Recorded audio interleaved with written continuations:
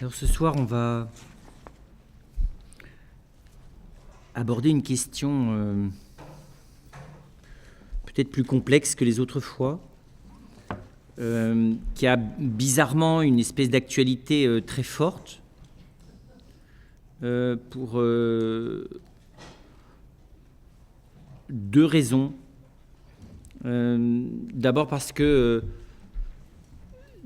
la crise économique dans laquelle nous sommes entrés n'est qu'une des dimensions de la crise de civilisation dans laquelle nous sommes depuis maintenant une dizaine d'années, qui est au fond la prise de conscience des limites du rêve occidental et la prise de conscience de l'obsolescence des modèles sociaux et politiques qui ont permis en gros de faire vivre l'Occident et une partie de l'humanité dans l'après-guerre. En gros, c'est ça qui est en train de se passer. Alors, les gens en prennent plus ou moins rapidement conscience, on se l'avoue plus ou moins, mais en gros, c'est ça qui se passe tout simplement. C'est tout simplement une crise de civilisation qui est basée sur le décalage entre l'espérance qui a animé l'ensemble de l'Occident et par voie de fait, d'ailleurs, progressivement même l'ensemble de la planète, quel que soit d'ailleurs le côté du rideau de fer, autour des idéaux politiques qui sont nés dans l'entre-deux-guerres et qui se sont beaucoup développés après la Deuxième Guerre mondiale. Tout simplement, on s'aperçoit que ces idéaux ne sont plus porteurs du réel, quoi. Et que, on ne sait plus très bien où on en est dans le réel, et ce qu'on sait encore moins, c'est quel type de modèle on peut projeter sur l'avenir pour essayer de faire quelque chose. Et la crise financière, elle est qu'un épiphénomène significatif, je ne vais pas le développer ici, de cette erreur d'appréciation, quoi. Enfin, vous voyez, quand vous avez visé un objectif et qu'en fait, progressivement, la trajectoire que vous avez commencé à prendre est d'un autre type, il faut que vous rectifiez, quoi. Si vous voulez vous continuer à avoir comme objectif ce que vous n'atteindrez jamais, le décalage, à un moment donné, grince. Alors là, il a grincé sur le plan économique, mais je pense que c'est vrai au niveau aussi des idéaux politico-sociaux ou sociopolitiques. Donc ça, c'est une première raison qui fait que, au fond, du coup, toute parole un peu intelligente sur modèle de société, vers quoi est-ce qu'on pourrait proposer à un pays, à un groupe comme l'Europe, à l'Occident d'aller, c'est intéressant. Et donc, le modèle de civilisation politico-sociale de type islamique est intéressant, il a du succès. Le modèle de fonctionnement politico-social de la Chine se justifie, il marche et il est moins en état de crise que le nôtre, en tout cas pour l'instant. Ça ne va pas tarder parce qu'il est quand même fondé sur les mêmes principes que nous, mais il ne l'est pas encore tout à fait. L'Inde hésite parce qu'elle a un modèle politico-social d'un type tout à fait original et que sa grande question c'est faut-il qu'elle le quitte ou faut-il qu'elle le garde ? Et garder son modèle politico-social est-il compatible avec l'économie de marché et le capitalisme libéral ? Grande question que se pose au fond fondamentalement l'Inde. Je ne parle pas de l'Afrique, dans laquelle la question est de savoir est-ce qu'il faut qu'elle abandonne définitivement son mode traditionnel de vie, là aussi politique et sociale. Faut-elle qu'elle adopte les mœurs des colons ayant décolonisé ou faut-elle qu'elle adopte les mœurs des Occidentaux contemporains ? C'est une question qui se pose. Au Togo, qui sort d'une dictature, c'est les questions que se posent ceux qui gouvernent. Quel type de modèle ? De développement, alors on appelle ça le développement, mais derrière le développement c'est démocratie, pas démocratie, sous quelle forme, voilà. Donc il est normal que là-dessus on se tourne vers l'Église en disant vous, est-ce que par hasard vous avez quelque chose à dire ? Et il se trouve que ça tombe bien, donc deuxième opportunité d'actualité, c'est que depuis 10 ans, enfin soyons clairs, depuis un siècle, plus particulièrement depuis le Concile Vatican II, avec encore plus d'intensité depuis Jean-Paul II, et avec une intensité et une pertinence tout à fait nouvelle depuis maintenant 2005, l'Église commence à dire des choses qui portent réellement. La première fois, ça a été... il y a Rerum Novarum, mais Rerum Novarum, c'était beaucoup trop en avance sur son temps, donc ça n'a touché que ceux qui ont bien voulu l'écouter. Donc Léon XIII, vous voyez, fin du 19e, encyclique sur la condition ouvrière et les enjeux qu'il y a autour d'une intelligence théologique du travail. Léon XIII rattrapait... on va dire, 1000 ans de retard sur le plan théologique, mais il était déjà trop en avance par rapport aux catholiques de son époque. Mais on a, à travers le compendium de la doctrine sociale de l'Église qui est sorti en 2005, un petit bijou théologique, un traité philosophique extrêmement intéressant à l'intérieur de ce compendium théologique, et une véritable vision non pas de ce qu'il faut faire, mais de ce que l'homme est appelé à vivre fondamentalement dans sa vocation politico-sociale. Et puis il se trouve qu'alors de manière encore plus récente, Benoît XVI à la fois nous a sorti un texte remarquable au moment du 1er janvier sur pauvreté et mondialisation, et paix, pardon, pauvreté, paix et mondialisation, et il est en train de préparer une encyclique là, qui va sortir au mois de mars, et dont il a le souci depuis plus d'1 an qu'elle sorte à propos, c'est-à-dire qu'elle soit pertinente. Hein. C'est un des grands soucis de Benoît XVI. C'est autant Jean-Paul II, quelqu'un qui cherchait à ouvrir des chantiers de fond, vous voyez, à ouvrir l'Église sur des questions fondamentales, autant Benoît XVI a le souci que ce qu'il dit porte sur ce que l'humanité vit au moment où il parle. Ce qu'on appelle dans la Bible le kairos, le moment opportun, le moment de grâce. Voilà. Et ça fait plus d'1 an là qu'il a une encyclique en suspension de décision de publication, qu'il retravaille sans cesse, et que là qu'il a annoncé pour le mois de mars. Voilà, donc c'est pour vous dire que le sujet est particulièrement intéressant. Ceci dit, rassurez-vous, ça n'a pas une encyclique miraculeuse, on peut dire à peu près ce qu'il y aura dedans. Hein. Je vais essayer de vous l'expliquer rapidement tout à l'heure. Par contre, quand on prend alors de manière plus large, hein, la question de est-ce que l'Église, elle a un propos pertinent sur le plan politico-social, je me disais, au fond, il y a d'abord une diversité à la fois historique et géographique extrême.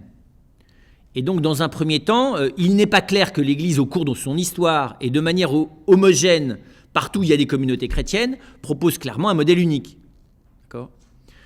Vous ne prenez qu'aujourd'hui la diversité géographique qu'il peut y avoir entre l'Opus Dei, un monastère orthodoxe, pour prendre un modèle très, comment vous dire ça, organisationnel, très pensé, très stratégique, très managé, si vous voulez, qui est l'Opus Dei, et une organisation beaucoup plus souple, beaucoup plus familiale, polymorphe, adaptative. Enfin, dans un monastère orthodoxe, pour que vous sachiez, ça va de celui qui est un ermite, qui ne rencontre ses frères que de temps en temps pour la Sainte Liturgie, jusqu'au moine qu'on a délégué pour être curé de paroisse chez les voisins et qui passe sa vie dans la paroisse et presque plus au monastère. Et c'est le même monastère. Donc vous avez une espèce de... Alors que chez nous, vous avez les chanoines qui sont plus proches de la paroisse, les semi-apostolico-contemplatifs style franciscain, dominicain et autres individus de cette race-là, les cénobitiques, monastiques classiques style bénédictin enfin un peu plus, vous avez les trappistes parce qu'ils ne parlent pas et en plus ils vivent ensemble, enfin ils dorment ensemble. Donc c'est encore un peu plus ascétique. Puis après ça, vous avez les chartreux, puis après ça, vous avez les camaldules, et puis après ça, vous avez les ermites. Vous voyez, donc chez nous en Occident, on segmente, on segmente les marchés, quoi, et les orientaux, non. C'est tout dans le même truc, quoi. Donc c'est pas du tout les mêmes modèles d'organisation politique. Et puis je me disais, vous pouvez prendre 2 autres extrêmes. Vous prenez une bonne paroisse parisienne parfaitement managée par son curé et une communauté de base au Guatemala. Vous n'avez pas tout à fait ni la même ambiance sociale, ni les mêmes enjeux politiques, ni la même manière de manager, ni la même position d'ailleurs de ceux qui managent, voilà, ni la même conscience de participation au groupe. Hein. Donc c'est pour vous dire que... Et tout ça, c'est chrétien.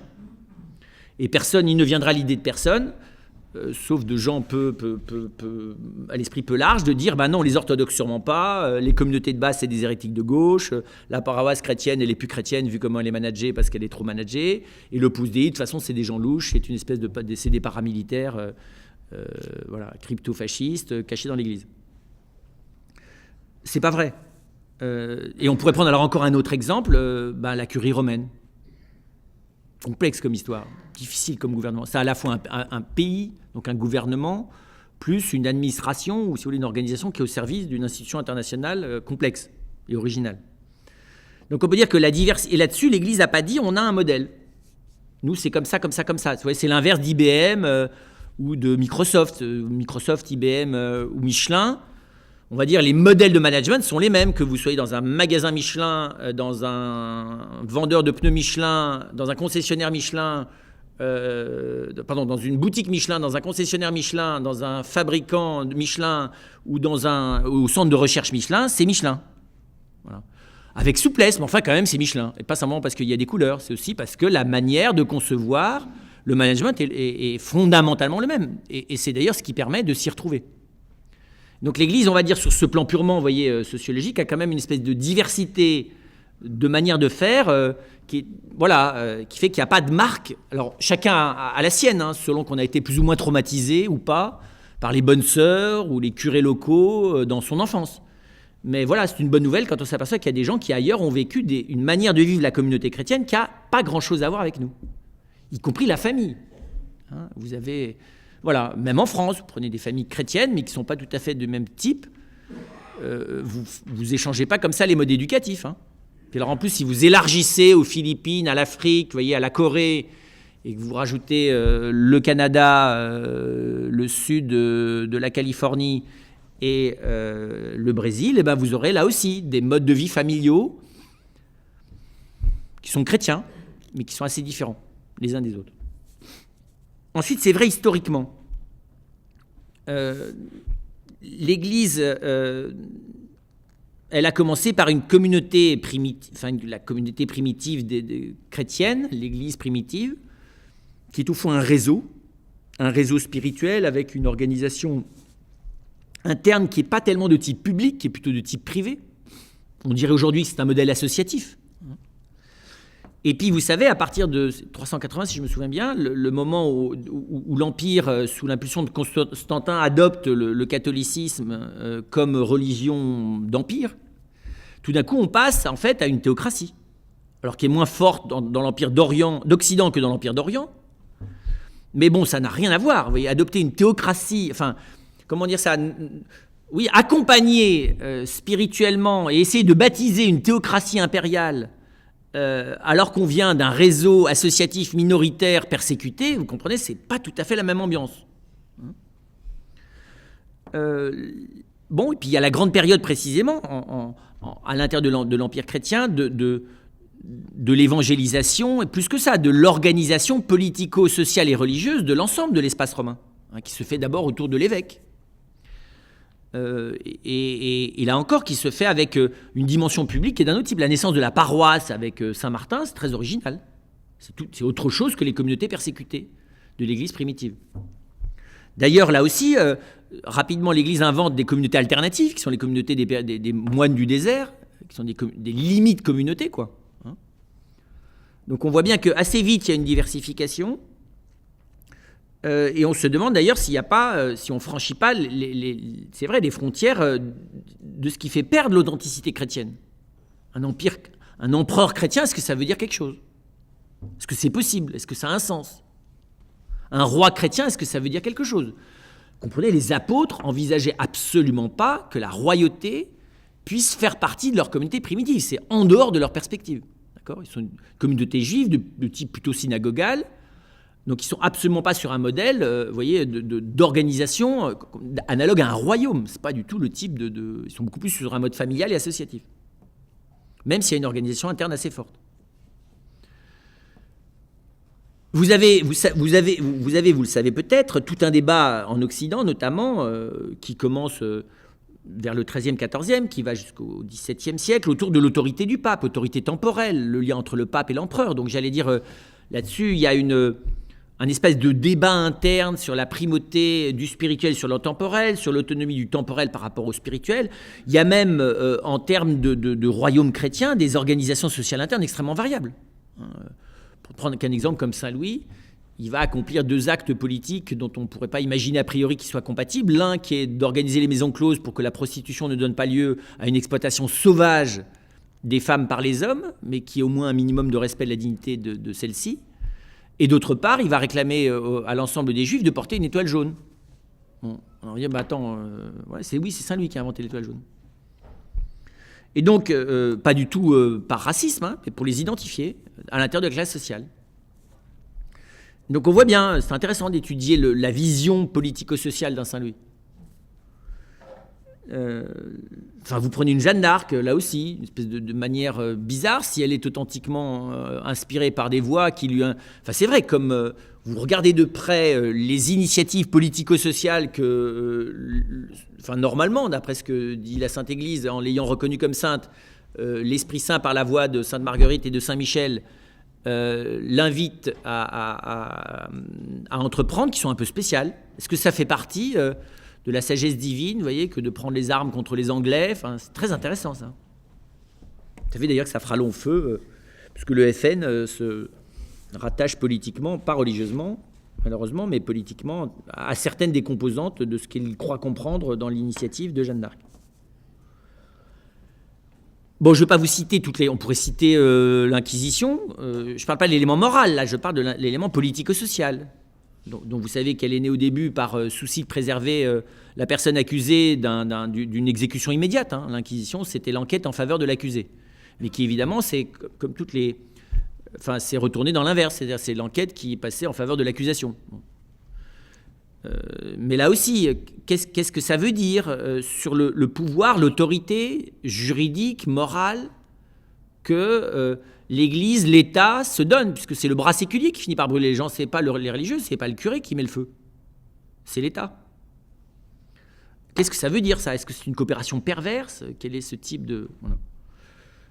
Alors évidemment, vous vous doutez bien, la difficulté, c'est de ne pas projeter rétrospectivement notre conscience contemporaine sur ce qui s'est passé à ce moment-là, mais pas non plus de dire mais oui, mais c'était normal, ça faisait partie des mœurs de l'époque. C'est un peu...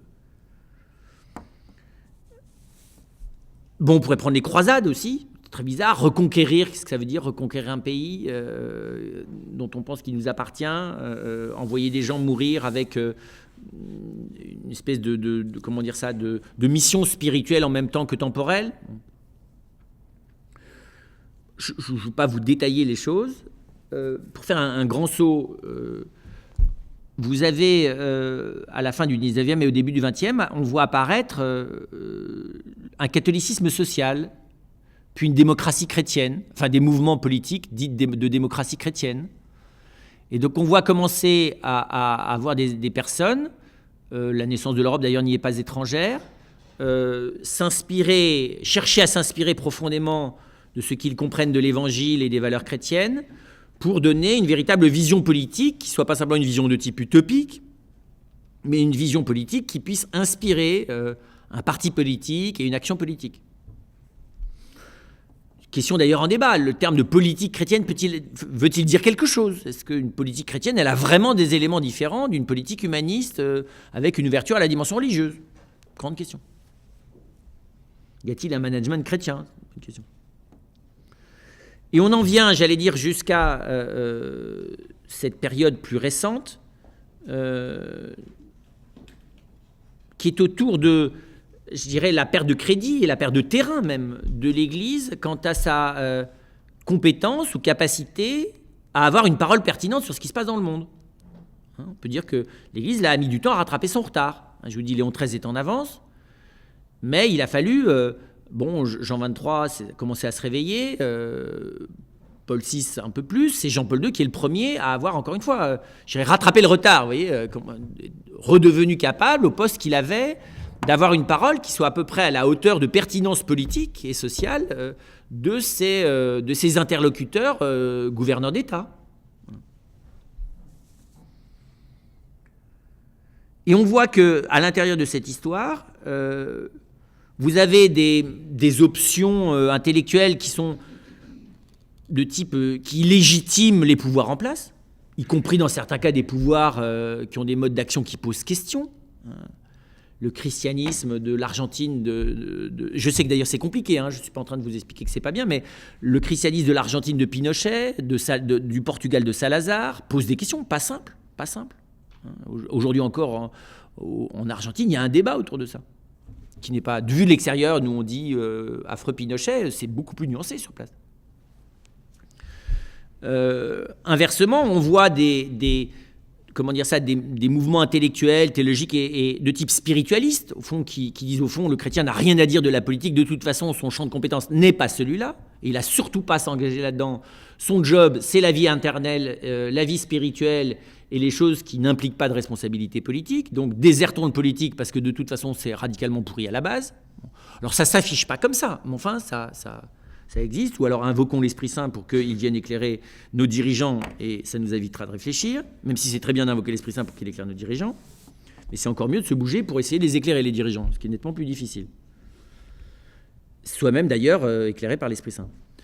Et puis vous avez à l'autre extrême la théologie de la libération avec une pensée de type révolutionnaire qui n'a pas hésité à s'inspirer ou à essayer de réinterpréter une lecture marxiste de l'histoire.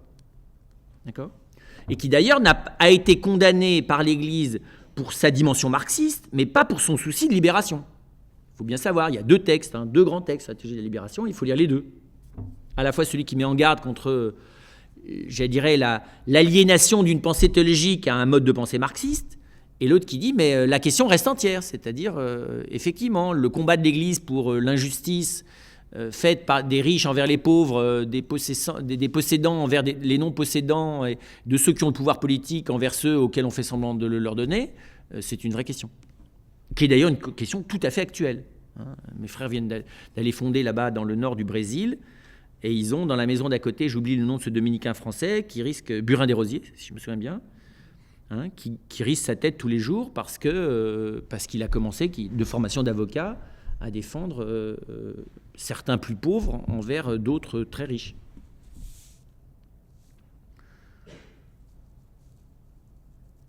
Et donc on peut dire, voilà, le christianisme semble avoir inspiré des gens d'un côté politique comme de l'autre, des fois des 2 côtés d'ailleurs s'opposant les uns aux autres. Par contre, elle n'a clairement jamais proposé officiellement de modèle. Et ça, c'est significatif. Et on peut même dire, pour accentuer les choses, qu'après avoir connu une phase de sérénité dominante, l'Empire chrétien, vous comprenez, il n'y avait pas grand monde pour contester l'Empire chrétien.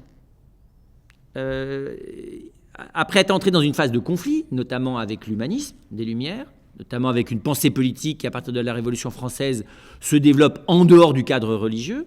Donc là, elle est rentrée dans un conflit intellectuel avec une pensée politique de type philosophique, et elle l'a des fois violemment, voire, mais inintelligemment condamnée. Je pense au syllabus, parce que je relisais il y a 2 jours le syllabus. Et donc l'intention de l'Église n'est pas...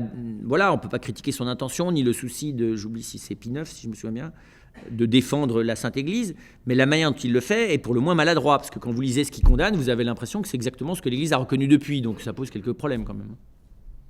Alors, quand on lit de près le texte, on voit bien qu'il faut le relire dans l'intention qui a été celle du texte, qui est une intention pastorale, donc ce n'est pas une proclamation dogmatique, mais ça fait partie des textes dans l'histoire de l'Église qui sont, vous voyez, limite, on se dit, oui, voilà, il y a quelque chose de juste dedans, mais le degré de maladresse et de grossièreté de la pensée n'est pas sauvable, quoi, soyons clairs.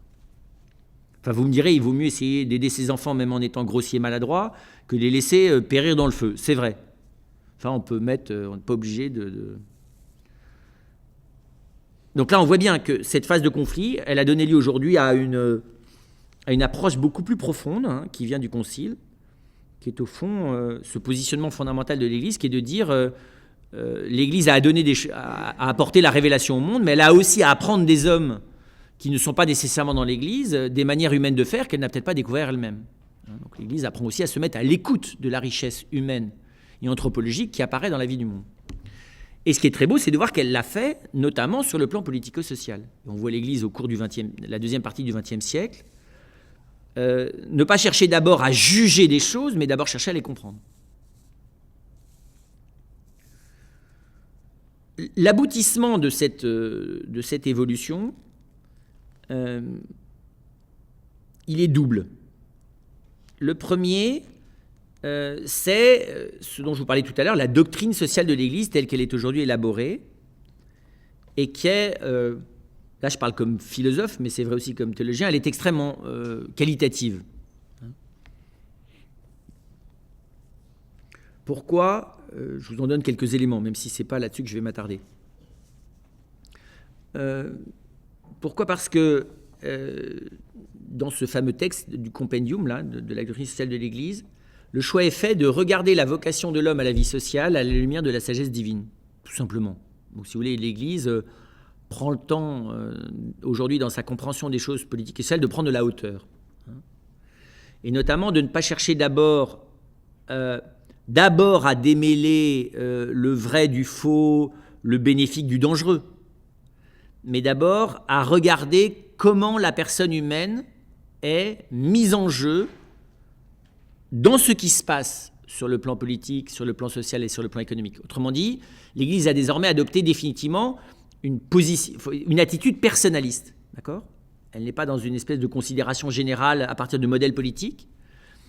Elle cherche d'abord, c'est d'ailleurs ce que nous donne la révélation, à regarder la personne concrète, les personnes concrètes, acteurs des actions politiques, sociales, économiques, de regarder les personnes dans leur vocation intégrale, c'est-à-dire, je dirais, dans la grandeur de ce que Dieu a voulu d'elle.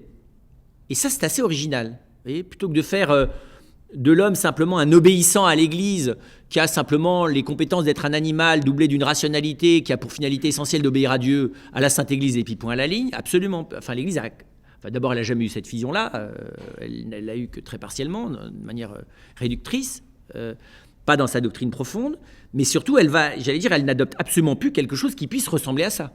Au contraire, c'est de regarder l'ampleur de la responsabilité de la personne, le degré de responsabilité des personnes les unes par rapport aux autres, les enjeux de cette responsabilité dans toutes ses composantes. Et pour vous donner un petit exemple, aujourd'hui, la doctrine sociale de l'Église, elle va de la famille, avec un regard extrêmement vaste sur la complexité et la richesse de la responsabilité conjugale, de la responsabilité parentale, des enjeux de la croissance, de la vie des enfants dans une famille, beaucoup plus profondément d'ailleurs de l'enjeu spirituel qu'il y a à être responsable de la vie d'un autre, dans son apparition, dans sa croissance, j'allais dire jusqu'au terme, c'est-à-dire comment est-ce que la famille elle est aussi le lieu d'accompagnement de la personne à la fin de la vie. Donc j'allais dire comment est-ce que la famille n'est pas simplement quelque chose qu'on fonde et une fois qu'on a grandi qu'on dissout, si vous voulez, c'est une composante, c'est le lieu où on apprend la vie interpersonnelle collective dans ce qu'elle a de plus intense, tout simplement.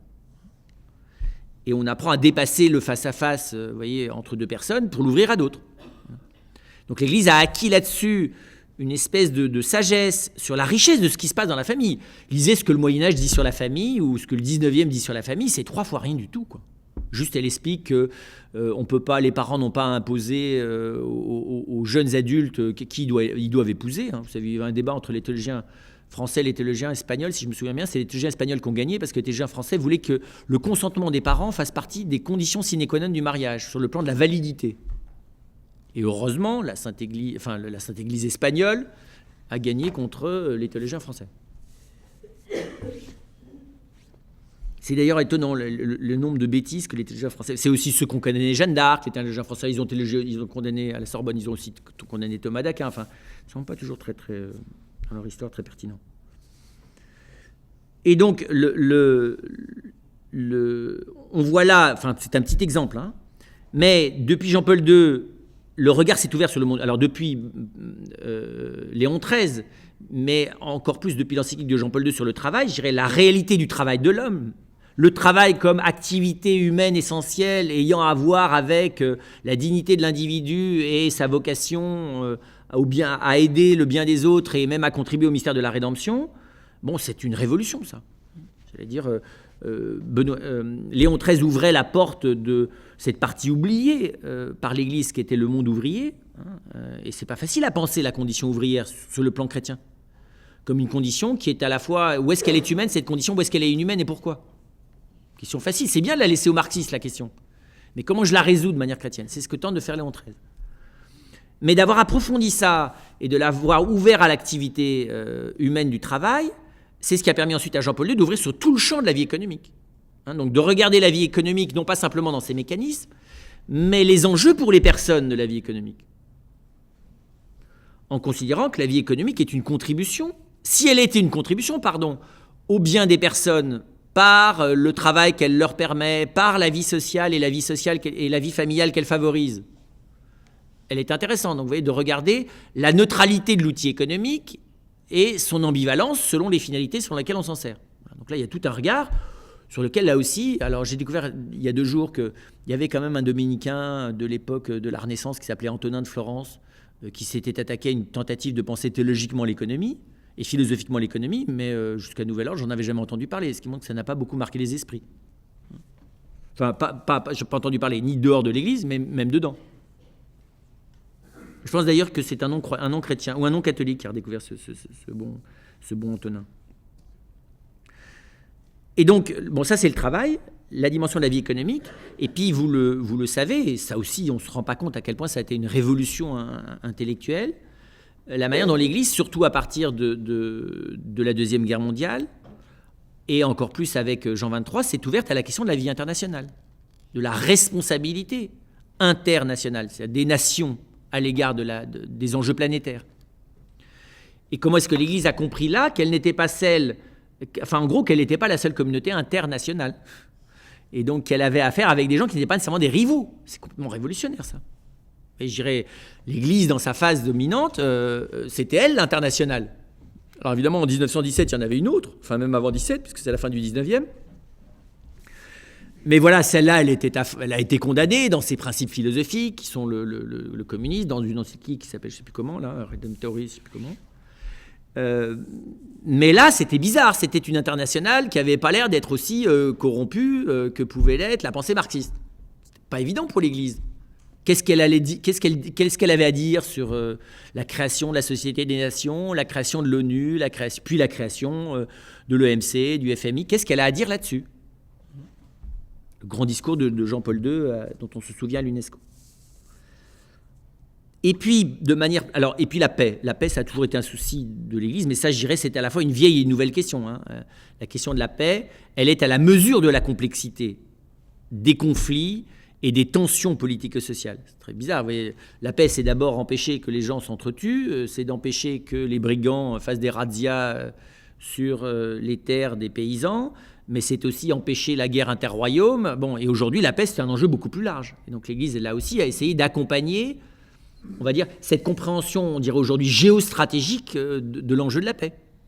Aujourd'hui, la paix, il ne s'agit pas de crier paix, paix, paix. Il s'agit de se bouger de manière pertinente. Une communauté comme Sant'Egidio, d'ailleurs, est un très très bel exemple, est un très beau fruit. Vous voyez ce que c'est la communauté Sant'Egidio? Communauté chrétienne nouvelle qui a pour vocation profonde, précisément, d'essayer d'agir sur des lieux diplomatiques précis, non seulement avec une pertinence professionnelle de médiateur, mais aussi avec une espérance et une compréhension des conflits qui est de type évangélique. On en parlera peut-être tout à l'heure. Et puis, de manière plus récente, l'Église s'est ouverte à la compréhension de ce qu'on appelle dans le compendium les res novae, c'est-à-dire les choses nouvelles, c'est-à-dire en gros les trucs qu'elle n'avait jamais vus jusque-là, sur lesquels elle n'avait pas réfléchi, les mécanismes financiers, elle commence à le faire dans le compendium, la question de l'environnement et de l'écologie, dont elle s'aperçoit tout d'un coup dans le compendium que c'est une vieille question. Le récit des 6 jours nous avait prévenu sur le fait que c'était nous qui étions chargés de la planète, et même de l'univers d'après le récit. Donc c'est une vieille histoire, mais on la redécouvre de manière neuve. Et les moyens de communication sociale, sur lesquels l'Église a commencé à réfléchir au moment du Concile Vatican II. C'est très beau d'ailleurs de voir les textes, c'est très amusant ça de regarder les textes de l'Église, vous savez, sur la naissance de la radio, la naissance de la télévision, la presse, c'est très intéressant les textes. Puis là sur Internet, l'Église a résolument une position, pas optimiste, mais ouverte à la question de l'usage des nouvelles technologies de la communication. Et pas du tout à dire horreur, le diable est là, et Internet en est l'instrument.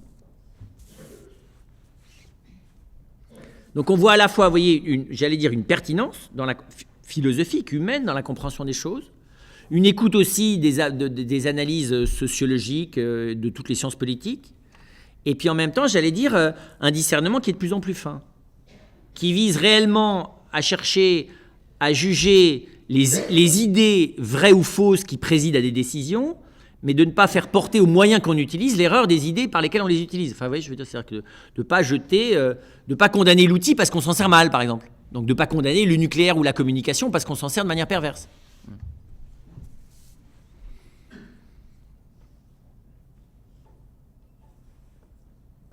Donc voilà, ça c'est pour vous donner cette espèce de largeur. Puis alors ensuite, du côté du contenu, on voit l'Église là aussi approfondir sa compréhension de vieux principes qu'elle a développés tôt et d'autres qu'elle a approfondis. Le premier, qui est un des plus anciens, qui est ce qu'on appelle la destination universelle des biens, qui est d'ailleurs un principe qui reprend une actualité absolument étonnante au moment de la mondialisation.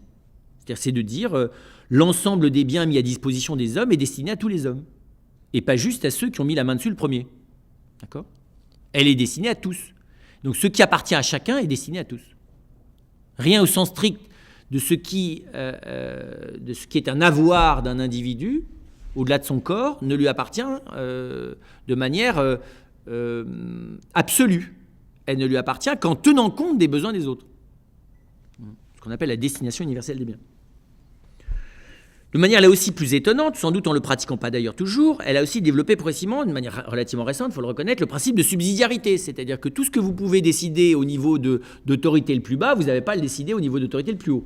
Évidemment, elle s'est gardée dans son histoire de le pratiquer trop tôt, et elle ne le met en lumière, enfin, j'étais mauvaise langue, je dirais que les hommes d'église, mais les laïcs aussi, ne les mettent en lumière que quand ils ont commencé déjà d'essayer de le pratiquer, et en considérant que ça ne comporte pas trop de risques pour leur pouvoir. Je suis un peu vache, hein, mais... C'est vrai. Dans la famille, on voit rarement les jeunes parents, vous voyez, prôner le principe de subsidiarité de manière outrancière. Pas trop, non.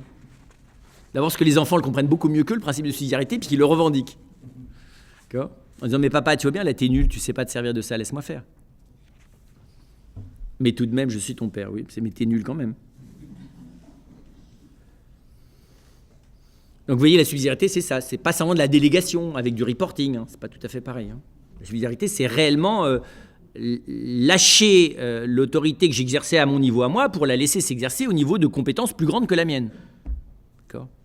Et pas considérer que je délègue le risque aux gens qui seront des fusibles en cas de risque. Enfin, en cas de, vous voyez, d'échec. Parce qu'en gros, dans l'entreprise, c'est un peu compris comme ça. On partage le risque le plus bas possible. Comme ça, vous avez un certain nombre de fusibles qui sautent avant que ça vous atteigne. Là, c'est l'inverse. La subsidiarité implique l'accompagnement de celui auquel on a délégué. Donc, on saute avant lui, normalement. Normalement. C'est pas tout à fait comme ça que ça se pratique. Et de manière récente, elle a beaucoup développé, et Benoît XVI en reparle, la notion de solidarité. Ce qui n'était pas une notion très théologique, il faut reconnaître. Alors qui est présente dans la destination universelle des biens, mais qui est à mon avis intéressante.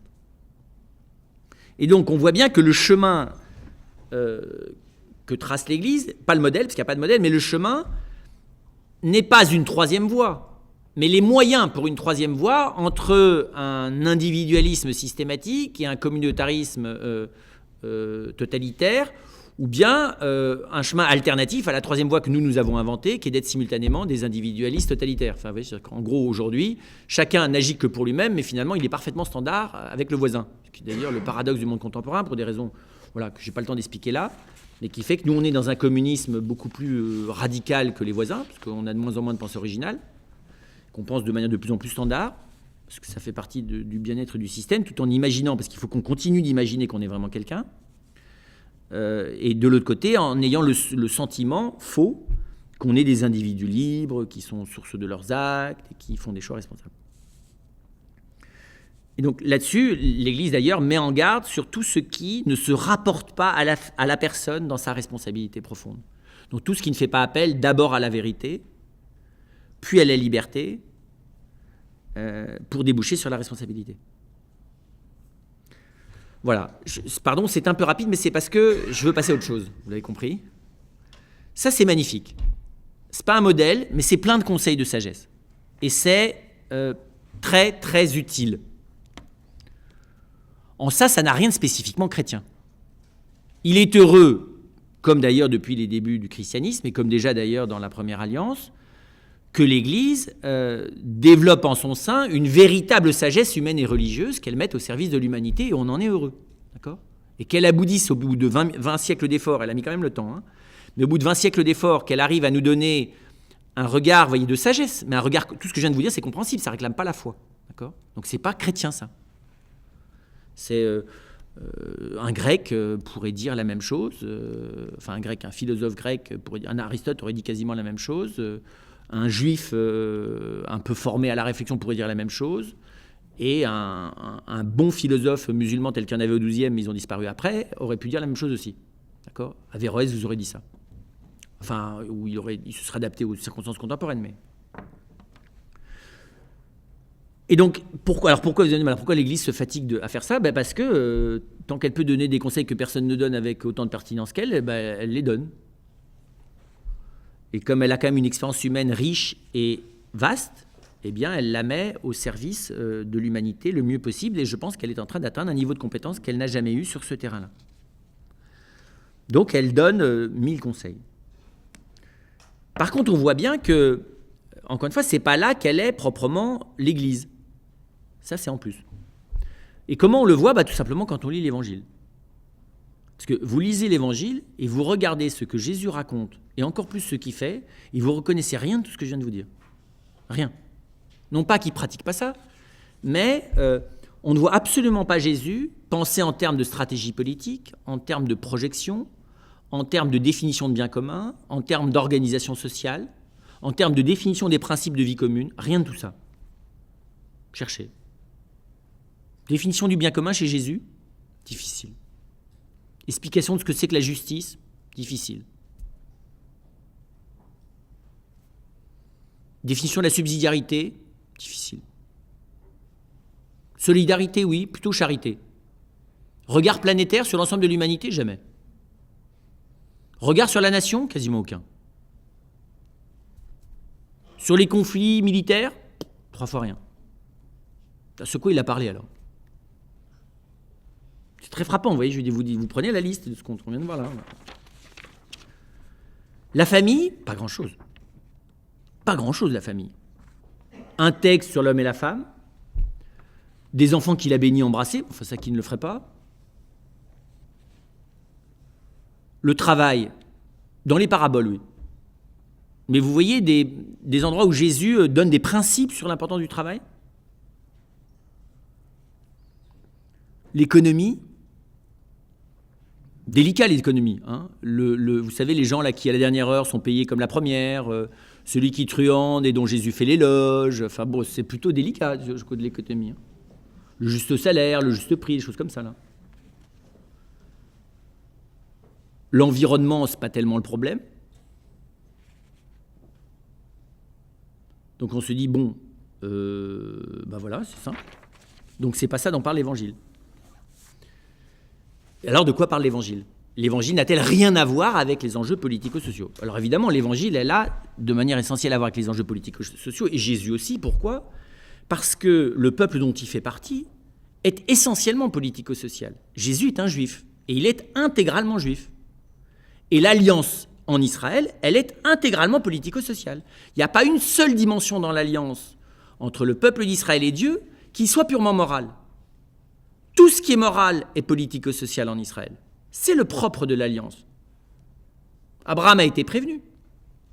Il ne lui a pas dit, Abraham, fais un séjour dans un monastère, convertis ton cœur, apprends à prier, pose des actes d'adoration, acquiert les vertus morales.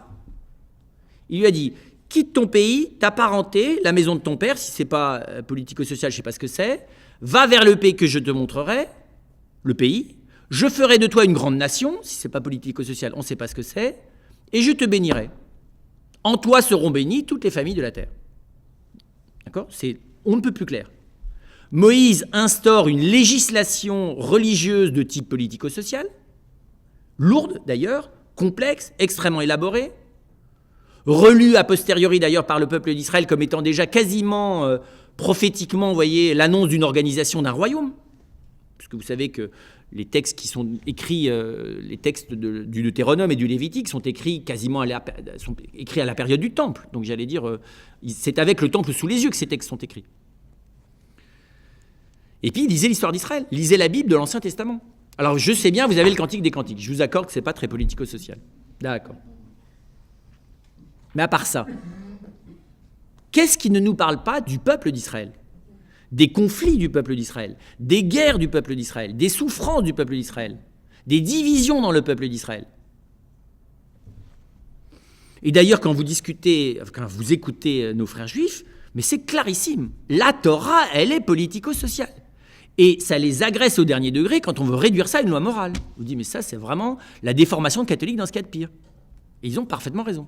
Parce que pour eux, la morale qui ne débouche pas, enfin même pas qui ne débouche pas, qui se dissocie un tant soit peu, vous voyez, de l'engagement collectif jusque dans les choses temporelles, n'est pas cohérent avec lui-même. Or, Jésus est juif, il est là-dedans, il va au temple. D'ailleurs, il se rendait à Bethléem pour le recensement, donc la vie de Jésus commence assez sous le politico-social. Et d'ailleurs, il va être condamné à mort pour des raisons politico-sociales aussi. Et donc on voit bien que, vous voyez, de cette première lecture superficielle, j'allais dire décorative et spiritualiste que nous avons spontanément de l'Évangile, à une lecture plus profonde, on s'aperçoit que, la réalité communautaire, elle ne quitte pas un seul instant le cœur du Christ. Il est dans le communautaire en permanence. D'abord, il est au milieu des apôtres, il est au milieu du peuple, il est dans Israël, et c'est de l'intérieur d'Israël qu'il a l'intention de faire quelque chose. C'est pas en se séparant d'Israël. Jamais Jésus ne parle de se séparer d'Israël une seule seconde. Et donc c'est très intéressant de savoir que si le Christ ne dit presque rien à l'occidental du projet ou d'un projet qu'il aurait, mais ça c'est quoi? D'où ça vient ça d'avoir des projets politico-sociaux? De la démocratie grecque et de la pensée cartésienne? On voit bien, c'est une autre mode de pensée. Et le mode de pensée là-dessus de Jésus est un mode de pensée qui n'est d'ailleurs pas propre au peuple d'Israël, qui est un mode de pensée plus oriental, plus empirique, plus intuitif, qui ne cherche pas à théoriser la vie pratique. C'est très bizarre ça. Ça a des avantages de théoriser la vie pratique. Ça permet pour nous, les Européens, on va dire de l'Ouest, d'y réfléchir mieux. Mais le but de Jésus n'est pas de faire des cours de philosophie politique. D'accord ? Le but de Jésus, par contre, on le voit très clairement quand on relit l'Évangile dans cette lumière-là, c'est d'initier quelque chose d'inséparablement divin, personnel et communautaire. Pas un moment de la vie du Christ ne se sépare de la communauté des apôtres. On voit bien, même quand il va prier un petit peu au désert, c'est pour qu'il le rattrape.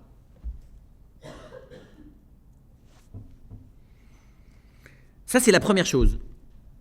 Et là, on voit d'ailleurs que c'est la première conversion radicale à faire, c'est d'essayer de descendre dans l'Évangile. Vous voyez, j'allais presque dire, je m'aperçois de plus en plus que le chemin chrétien d'écoute de la question communautaire, aussi bien familiale, dans l'entreprise, dans l'espace de la vie sociale, à l'échelle internationale, c'est de commencer par s'y immerger, par le penser de l'intérieur. Et de le penser de l'intérieur, du peuple qui est choisi par Dieu pour modifier définitivement la vie politique et sociale de l'humanité. Le peuple, il est élu, Israël. D'accord ? Il est élu. Et l'Église naît dans Israël. Pour des raisons historiques, elle s'en sépare sociopolitiquement pour le coup, mais pas spirituellement. Alors elle l'a redécouvert tardivement, ça, qu'elle n'en était pas séparée spirituellement. Elle est en train de le redécouvrir. Et donc c'est intéressant de voir que, comment vous dire ça, sur le plan spirituel, mais sur le plan plus profond, j'allais dire non seulement comme envoyé de Dieu, mais comme grand prêtre du Père, comme fils, comme il le dit lui-même.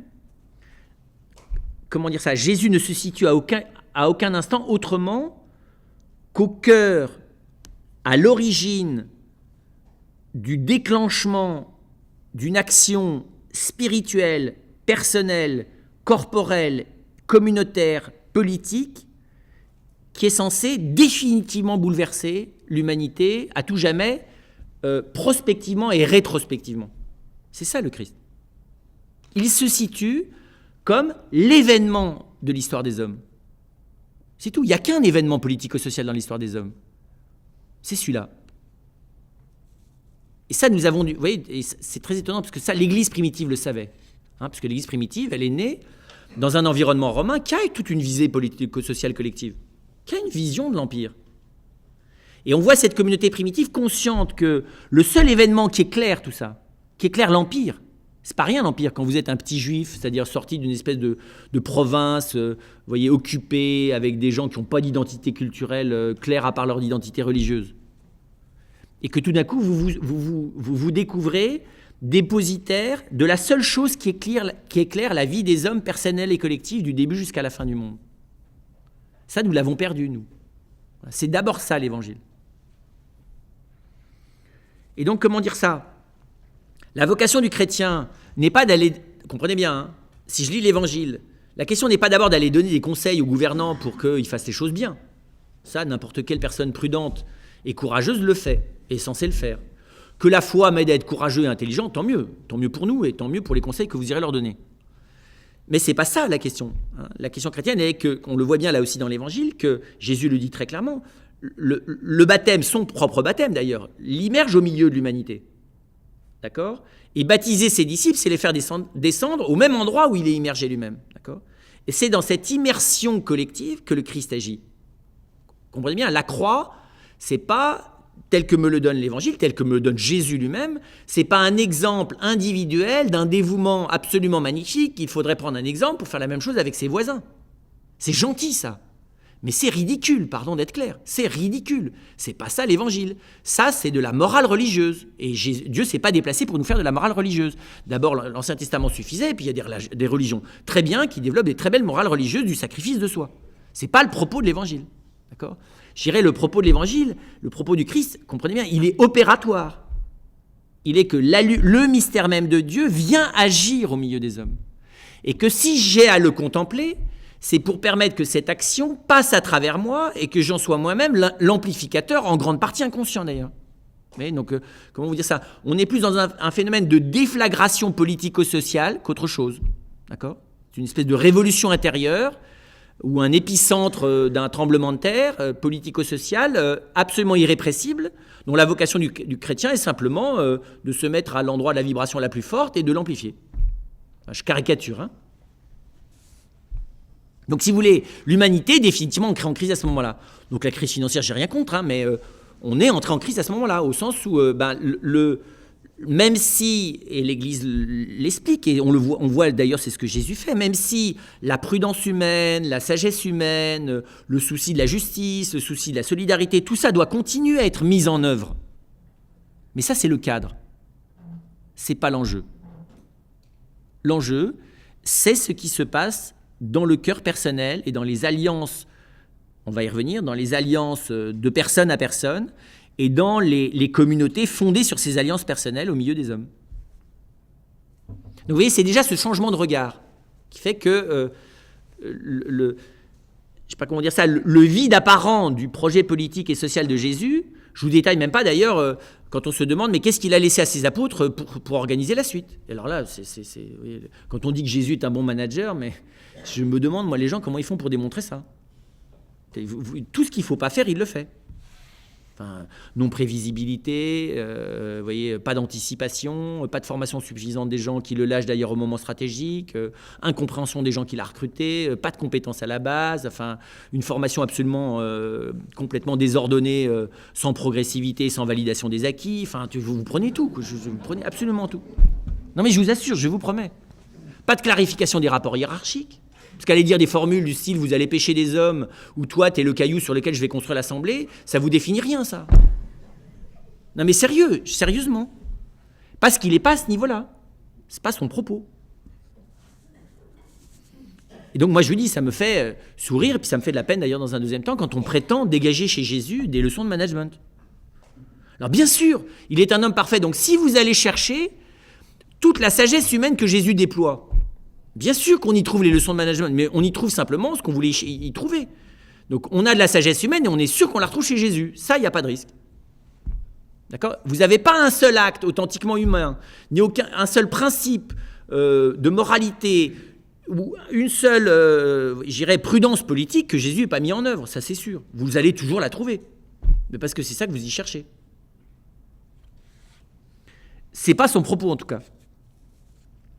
Et donc, ce qui est intéressant, c'est d'essayer précisément de voir du coup, y a-t-il un modèle là-dedans ? Autrement dit, notre vocation est-elle d'être simplement des traumatisés volontaires du séisme de la croix et de la résurrection, ou bien est-ce que c'est autre chose ? D'accord ? Autrement dit, est-ce que c'est tellement divin que de toute façon ça nous échappe et qu'à part la vie de prière, l'offrande de soi et rentrer tous dans un Carmel ou dans une Chartreuse, est-ce qu'on a autre chose à faire ?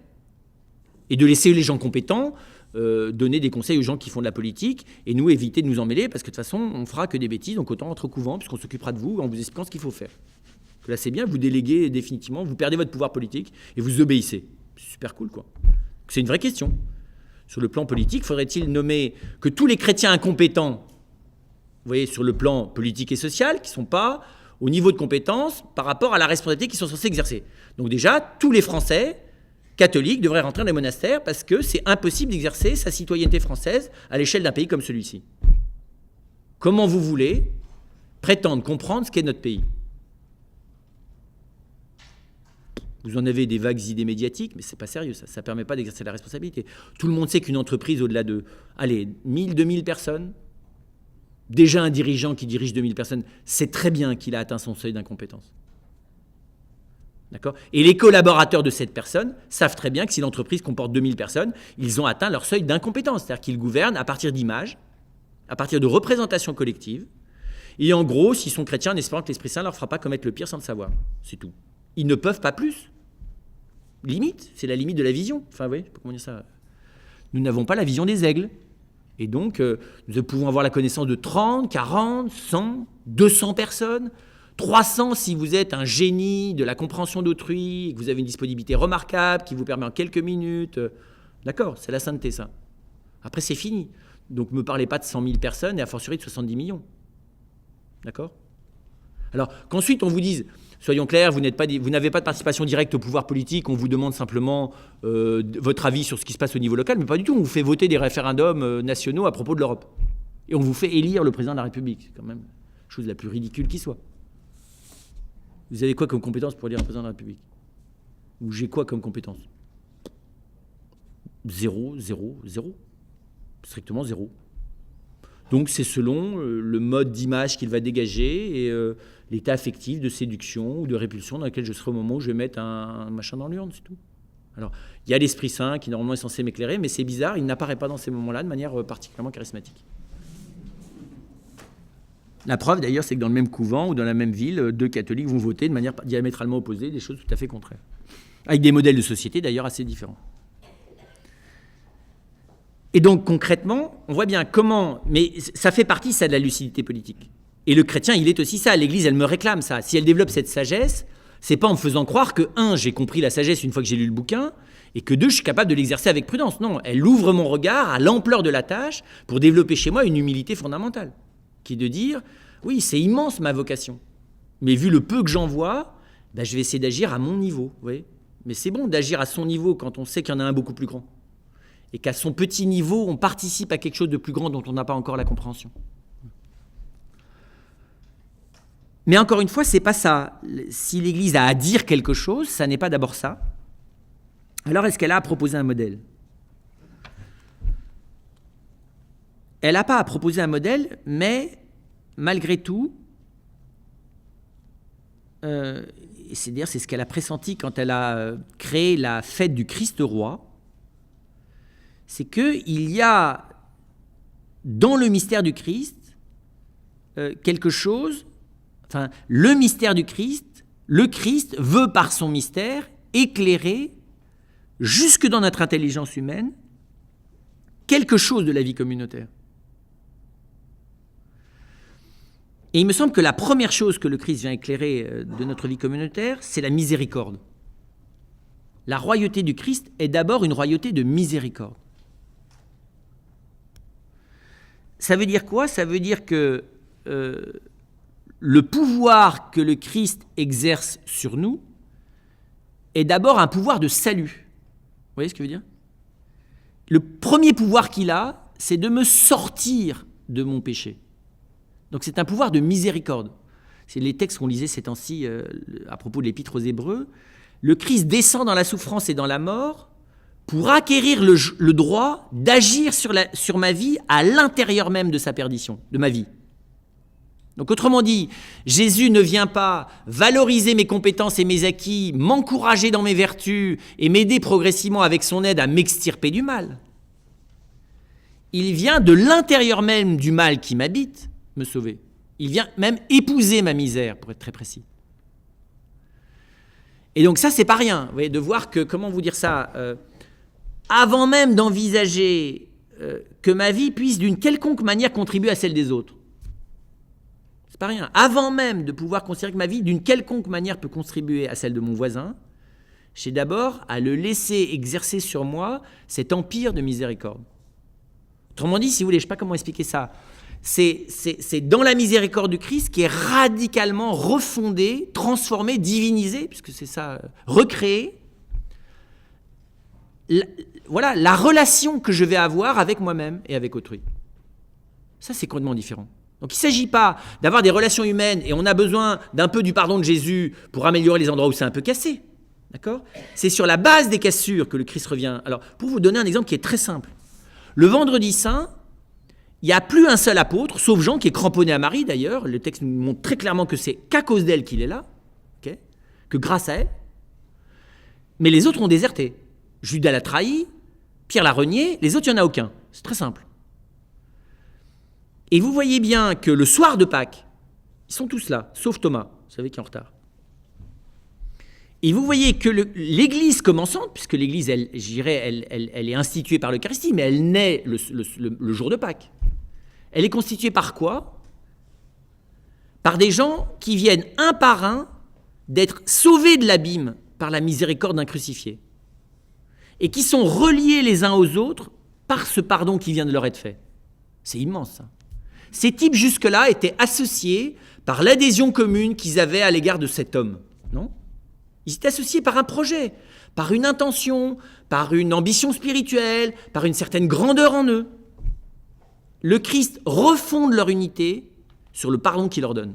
Ça, c'est le jour et la nuit. Vous savez, c'est toute la différence entre la famille le jour où elle commence et le jour où elle se convertit. Le jour où elle commence, on s'imagine qu'on va la construire sur la base de nos compétences, que d'ailleurs on ne doute pas d'avoir, et sur celle de ses enfants, qui d'ailleurs sont merveilleux, et que tout ça va un jour contribuer à épanouir l'humanité par la mise en synergie des merveilles que nous sommes. Jusqu'au moment où ça rate, ça casse, ça explose, ça se détruit, voilà. Et ce jour-là, on dit « j'ai tout raté ». Bah c'est bien, oui c'est bien, mais c'était tout raté depuis le début. Moi maintenant, je prépare les jeunes au mariage en leur disant « mais votre couple, il est déjà raté d'avance ». C'est clair, il est raté d'avance. D'avance. Et c'est sur le fait qu'il est raté d'avance que le Christ vient à vous. Il ne vient pas à vous pour vous encourager à être de bons époux. Il vient vous demander de vous laisser faire là où déjà vous n'êtes plus capable de l'être. Vous n'avez d'ailleurs jamais été capable de l'être et vous ne le serez jamais sans lui. Voilà. Parce que si vous passez votre vie à construire votre vie dans la fuite de ce qui vous menace pour essayer de positiver sur les parties qui vous rejoignent, bah vous vivez une vie de terrorisé potentiel, quoi. Pas facile, hein, parce que c'est une chose de le comprendre, puis c'est une chose de s'y mettre. Voilà. Donc la communauté chrétienne, la vie sociale, entre guillemets, vous voyez, revue par le Christ, elle est fondée sur le fait d'être plongée, d'ailleurs, c'est dans le baptême, c'est-à-dire dans la mort et la résurrection du Christ. C'est difficile d'ailleurs de faire plus clair, sauf qu'on ne le comprend pas à ce moment-là. Vous voyez, le baptême refonde la communauté. Une famille, elle n'est pas du tout constituée par la bonne volonté des parents à mettre de l'ambiance sympathique à l'intérieur de la famille. Elle est fondée sur le fait que les gens qui sont là ont chacun été plongés dans la mort et dans la résurrection du Christ et qu'ils n'ont aucune idée de l'unité qu'il vient de faire entre eux. Voilà. Mais ce n'est pas religieux l'évangile, bon, on l'a vu plein de fois. Hein, mais... Ça, c'est la première chose. Elle débouche sur quoi cette miséricorde ? Sur la découverte de la filiation commune. On est enfant de Dieu. Fils du Père. Et on l'est jusque dans notre chair. Un chrétien est un juif sur le plan non seulement spirituel, mais il doit apprendre de l'être sur le plan existentiel. C'est-à-dire de devenir fils jusque dans sa chair. Je n'ai pas à être moins que circoncis, d'accord ? J'ai à être plus que circoncis. Donc j'ai à apprendre à découvrir que le Christ me rend son enfant, le Christ me rend enfant du Père, comme il l'est lui-même, intégralement. Alors vous allez me dire, ouais, mais ça ne se voit pas. Mais ce n'est pas la question de savoir si ça se voit. La question de savoir si c'est.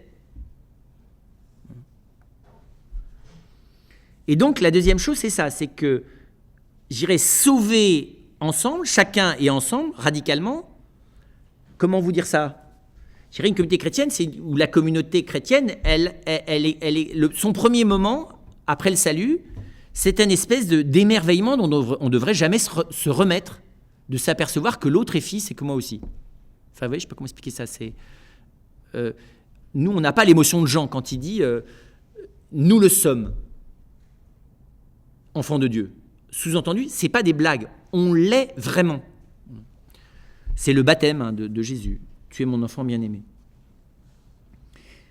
Et donc la deuxième bonne nouvelle que le chrétien, l'évangile et l'Église, quand elle est fidèle à son Seigneur, vient annoncer au monde, c'est que, comment dire ça ? aucune réconciliation envers moi-même et envers l'autre n'est impossible. Aucune. Rien ne peut empêcher la communion des êtres. C'est pas facile ça. C'est ça la miséricorde. Rien ne peut l'empêcher. Même tout ce qui l'empêche. D'accord ? Même toutes les limites. C'est ça l'espérance. Donc vous voyez bien, du coup ça donne une communauté qui est fondée sur l'espérance que l'engagement du Christ et de Dieu est de me mener inexorablement à une communion radicale les uns envers les autres. Plus que ça, cette communion, elle m'est donnée. Je n'y crois pas. Du coup, je ne la vis pas. Parce que nous, on s'imagine que c'est à force d'être des saints et de faire des efforts, qu'un jour, ça aussi, c'est partie des multiples représentations religieuses. Si tu es gentil et que tu fais bien les choses, à la fin, tu vas avoir une récompense et tu seras très en communion avec le voisin. Vous savez, c'est comme dans le karma oriental. Là, si vous additionnez tous les soirs les points en plus et les points en moins, la communion, elle est loin. Puis plus vous avancez, plus vous avez l'impression qu'elle s'éloigne en plus. Parce qu'au début de l'existence, on pense qu'être en communion, c'est comme d'être amoureux. Ça vous tombe dessus, puis c'est facile. Puis quand on commence à travailler la relation à l'autre, plus on la travaille, plus on se dit, bah attends, s'il faut qu'un jour je mérite qu'elle soit définitive, c'est de toute façon qu'au ciel, quoi. En gros. Et donc, progressivement, le catholique devient, pour le coup, juif, c'est-à-dire qu'il attend le retour du Messie. Non ? Mais c'est vrai ? Qu'est-ce que vous croyez ? En vieillissant, le catholique devient là-dessus, régresse dans l'ancienne alliance, parce qu'il ne croit pas dans la première, dans la nouvelle.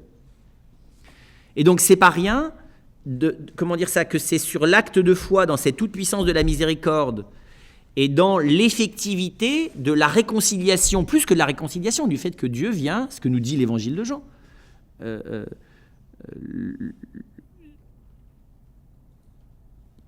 Le Christ nous aime de l'amour dont le Père nous aime, et il veut que nous nous aimions de l'amour dont il est aimé du Père. Enfin, je ne sais pas plus clair, et il nous le commande en plus. Il ne nous le demande même pas, il nous le commande. Et donc, ça veut dire que l'originalité chrétienne, elle est dans l'espérance absolue de la toute-puissance miséricordieuse de Dieu à me rendre enfant de Dieu et à me faire entrer dans une véritable vie fraternelle. Ce n'est pas une fusion, la communion. Et c'est très frappant de voir que, je me disais en préparant cette conférence, que ce qui caractérise la communauté chrétienne, c'est la dimension fraternelle. Je suis très frappé depuis 10 ans que nous sommes dans un pays qui a comme devise liberté, égalité, fraternité. Et je suis très frappé de voir qu'une des choses que ce pays n'a jamais pratiquées d'aucune manière depuis qu'il en a choisi la devise, c'est la fraternité. Pour la bonne raison que quand vous commencez par fonder une république dite fraternelle sur un bain de sang qui ressemble à l'équivalent du Kosovo, sauf qu'à la place de la machette, c'est la guillotine, d'accord, et dans lequel vous liquidez des innocents par dizaines, voire par centaines de milliers, y compris les femmes et les enfants, vous comprenez bien que c'est délicat de fonder la fraternité sur ce type de sacrifice. D'accord ? C'est même, pour parler théologiquement, la caricature démoniaque absolue de la prétention à fonder une communauté. Non ? Donc je dirais, c'est le problème de la communauté chrétienne, de la communauté française d'ailleurs, c'est que je pense que tant que la nation ne demandera pas radicalement pardon à elle-même, elle sera incapable de devenir elle-même, puisqu'elle est fondée sur la destruction d'elle-même. C'est tout. C'est simple, c'est même pas religieux ça, c'est psychosocial. D'accord ? Donc on n'a pas simplement coupé la tête du roi. Ça, c'était que symbolique. On a massacré son semblable et de manière prépondérante les innocents, si possible. D'accord ? Donc on est dans le mécanisme du bouc émissaire que dénonce René Girard. Et donc tant qu'on ne le reconnaît pas et qu'on ne se demande pas pardon, je pense que la communauté française, elle est, vous voyez, je veux dire, elle est intrinsèquement pas vivable fraternellement, puisqu'elle est fondée sur le meurtre du voisin. Y compris à l'intérieur de l'Église, hein, entre les prêtres jureurs et les... Enfin bref. Et donc ce qui est très frappant, c'est que, bon, je ne veux pas m'attarder sur la France, mais qu'est-ce que c'est la fraternité du coup ? Alors, la fraternité molle, vous voyez... après Woodstock, une fois qu'on a trop bu et qu'on a écouté la musique pop pendant 2 jours et qu'on a fumé des joints, c'est pas de problème, ça, ce type de fraternité, si vous voulez, ça, on est tous pour. La fraternité des jours de fête, vous savez, voilà. Mais la vraie fraternité, c'est celle où la relation à l'autre, quel qu'il soit, est capable, de par Dieu, de me devenir aussi intime spirituellement que même mon frère ou ma sœur selon la chair et le sang. Pas rien ça. C'est bizarre les frères et les sœurs, je ne sais pas si vous avez réfléchi là-dessus. C'est des gens, vous ne les avez pas choisis, et ils vous collent à la peau pour l'éternité. C'est quand même ça, comme diraient les jeunes, ça craint ça. C'est vrai, vous n'avez pas choisi. Vous n'avez d'ailleurs même pas choisi d'en avoir. Vos parents, pas toujours choisi d'avoir des enfants, mais enfin, quand même, ils ont assumé, enfin, ils avaient quand même prévu qu'éventuellement, ils pourraient en avoir. Vous n'avez pas, on ne vous a pas consulté. D'accord ? Et c'est très frappant. C'est des gens qui ne me sont pas d'abord liés spirituellement, ils me sont d'abord liés par la chair. C'est mes voisins de corps, pas nécessairement mes voisins de cœur. D'accord ? Et c'est très beau de voir que le christianisme a choisi cette... Enfin, c'est Jésus d'ailleurs qui choisit. Va dire à mes frères. Il dit ça à Marie-Madeleine au matin de Pâques. Va dire à mes frères. C'est fou que Jésus ait dit mes frères. À Pierre, il avait dit, quand tu reviendras, affermis tes frères. Mais il n'avait pas encore appelé les apôtres ses frères. Or, c'est ce que vient de nous dire l'Épître aux Hébreux dans la lecture d'il y a 2 jours. Nous devenons de sa race, donc ses frères, de sa race, jusque dans la chair, par le mystère de la croix. Donc, vous voyez, je sais pas comment, et ça, c'est la même chose. Ça, on ne le voit pas, nous. Fraternité spirituelle, pas de problème. Fraternité religieuse. Miséricorde et aumône, enfin, vous voyez, tout ce genre de trucs un peu... C'est bien, d'ailleurs, c'est beaucoup mieux que l'inverse. Mais c'est pas ça la relation, c'est pas ça la charité fraternelle. Donc, même chose, j'ai pas à choisir que l'autre soit mon frère. Il m'est donné comme ça par Dieu. Par contre, j'ai toute ma vie pour m'apercevoir comment il me le donne. C'est pas moi qui décide la relation. Moi, je décide d'accepter ou de refuser la relation, mais la relation, c'est le Christ qui l'instaure, pas moi. Comme avec mes frères et sœurs. Sauf que mes frères et sœurs, c'est selon la chair et le sang, et mes frères dans le Christ, c'est dans tout mon être. Parce qu'ils sont mes frères et mes sœurs selon toute leur vie humaine, puisqu'ils le sont dans la vie même de Dieu. La consanguinité divine, c'est pas rien. Et je pense que ça, vous voyez, ça caractérise la communauté chrétienne. Le dernier élément, puis je voudrais laisser les temps aux questions, c'est que qu'est-ce que ça veut dire du coup que ça soit si grand et que ça soit vécu si pauvre ? Mais c'est parce que l'intention du Christ n'est pas que la vie qu'il vient nous donner vienne restaurer la vie humaine et la parfaire, que cette vie qu'il vient nous donner permette notamment que notre vie humaine soit meilleure, que notre prudence politique soit meilleure, que notre courage politique soit meilleur, que notre souci du plus pauvre s'augmente. Mais bien sûr, c'est un effet naturel de la grâce, d'accord ? Mais ce que le Christ vient instaurer, c'est commencer à fabriquer la vie commune future. Je veux dire, le Christ vient commencer à créer, comment vous dire, les fondations du royaume. C'est toute cette image de l'Apocalypse avec la cité d'en haut. C'est les fondations de la cité d'en haut qui s'installent dans notre vie. Et donc, c'est pas facile d'apprendre à discerner les commencements de cette vie sociale éternelle dans ce que nous vivons aujourd'hui. Ouais, je ne sais pas comment expliquer ça. Là, le chrétien doit aller jusque-là, c'est-à-dire apprendre à discerner ce qui se passe de l'action de l'Esprit Saint au fond du cœur des hommes quant à leur vocation à la communion les uns avec les autres, au-delà du visible. Et ça se fait aussi bien dans les grandeurs politiques positives que dans les décombres. Parce que le Christ n'est pas moins le Christ à la croix qu'il l'est au moment de la multiplication des pains. Mais il n'est pas moins Jésus à la multiplication des pains qu'il l'est à la croix. Et qu'il y a des moments dans la vie sociale humaine où il y a des multiplications des pains et des acclamations de Jésus à l'entrée à Jérusalem et des discours sur la montagne. Et qu'il y a d'autres moments où la vie humaine ressemble à la mise à mort du Christ, où c'est Verdun sur le plan spirituel et culturel. D'accord ? Le travail du chrétien, c'est d'apprendre à discerner comment, je dirais, les demeures éternelles commencent à se préparer en fondation dans le cœur de chacun. Voilà. Et ça, c'est ce qu'on appelle le discernement eschatologique. Et ça, c'est intéressant. C'est l'esprit de Pentecôte. L'esprit de Pentecôte, c'est ça.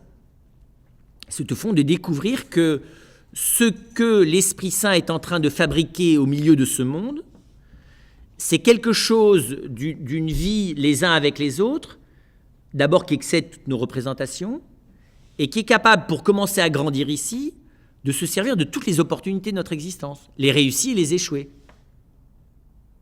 Et donc je dirais que, vous voyez, donc l'Église, elle n'a pas à proposer un modèle, l'Église, elle a à proposer un approfondissement incroyable du regard, mais aussi une conversion de l'intelligence. À apprendre à se mettre à écouter par le cœur, comprenez bien, cette action politico-sociale de l'Esprit Saint dans le cœur des personnes et des communautés, et d'en devenir les coopérateurs. Essentiellement soi-même d'ailleurs, dans évidemment l'adoration, parce que ça c'est simplement pour entrer en relation, en présence, de celui qui agit en moi, mais d'abord à l'intérieur de la miséricorde et de la compassion. Et on va dire, oui, de l'intelligence de la communion fraternelle, mais l'intelligence de la communion fraternelle, elle est toujours liée à la miséricorde et à la compassion. Voilà, pardon, comme d'habitude, c'est pas très clair, mais c'était pour vous dire qu'on ne peut pas se contenter de la doctrine sociale de l'Église sous sa forme théologico-philosophique. Voilà. Alors, c'est pas formulé comme ça, ce que je vous ai dit, aussi brutalement dans le compendium, hein. Mais quand on lit de près, ça y est quand même, un peu réparti, mais moi je rêverais qu'il y ait deux couleurs dans ce compendium. Vous voyez, la partie sagesse, en noir ou bleu, puis là, en rouge, la partie évangélique. C'est les endroits où on change de niveau tout d'un coup. Vous voyez, où il y a le cadre auquel nous devons contribuer de tout notre cœur, et puis le contenu de ce qui se passe. Et on a les deux. Alors, évidemment, c'est un peu exigeant pour nous, quand on dirige une entreprise, quand on est père ou mère de famille. Mais on voit bien que quand on apprend à contempler ce qui se passe, on a beaucoup plus de courage pour le cadre. On a extraordinairement plus de patience, politico-sociale, familiale, managériale, diplomatique, quand au fond on est d'abord à l'écoute de ce qui se passe à l'intérieur, du mystère de Dieu. Sinon, il y a un moment donné, l'espérance cale.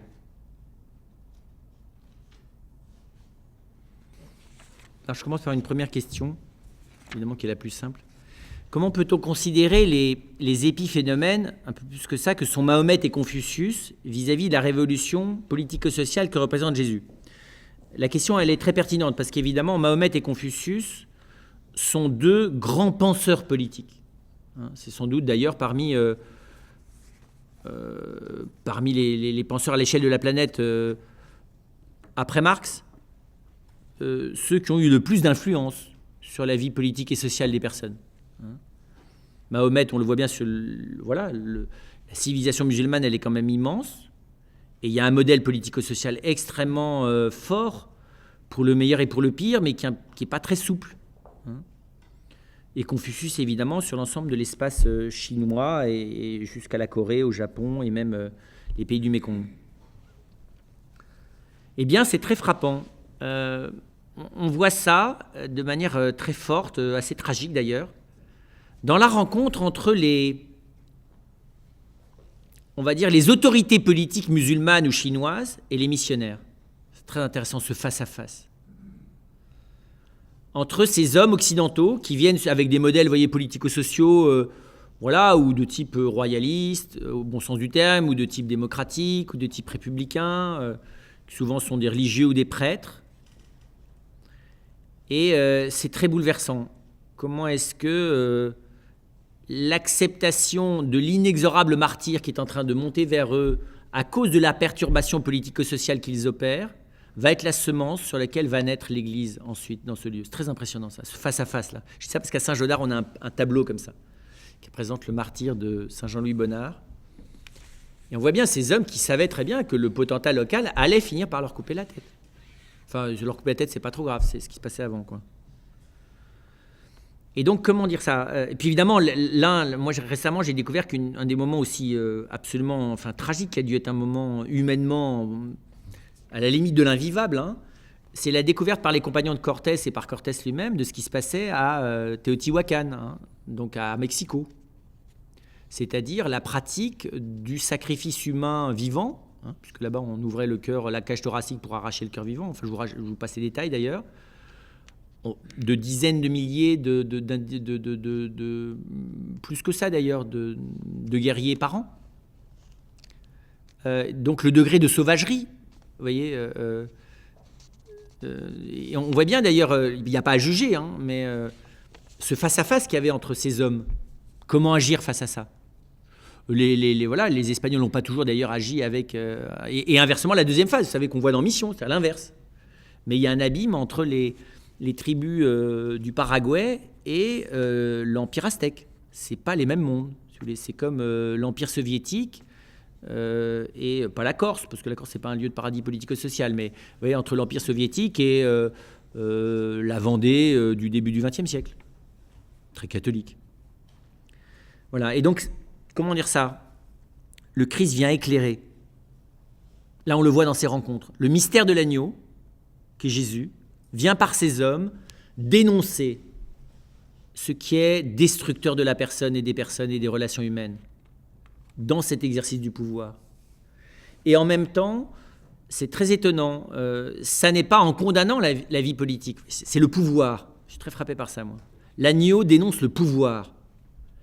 Parce que la clé de ce qui est destructeur politico-socialement dans les organisations humaines, c'est le pouvoir. C'est l'aveuglement et le pouvoir. Surtout quand l'aveuglement est volontaire et justifié rationnellement. Enfin, vous voyez, voilà, c'est ce couple-là. Et c'est très frappant de voir que c'est face à l'agneau qu'apparaît ça. Face à Pilate, face au grand prêtre, dans le coup de lance. Et c'est frappant de voir ça. Voilà. Donc c'est comme ça que je répondrai spontanément. Hein.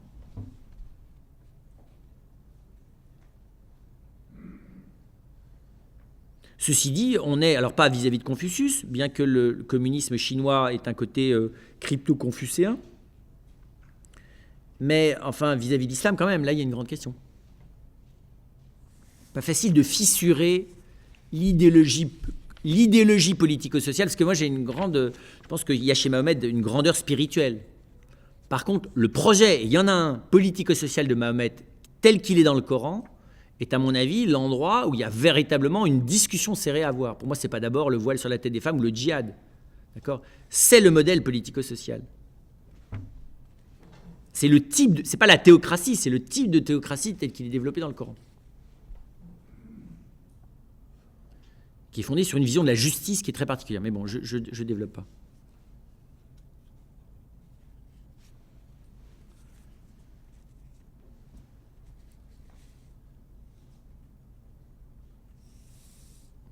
Est-ce que beaucoup d'États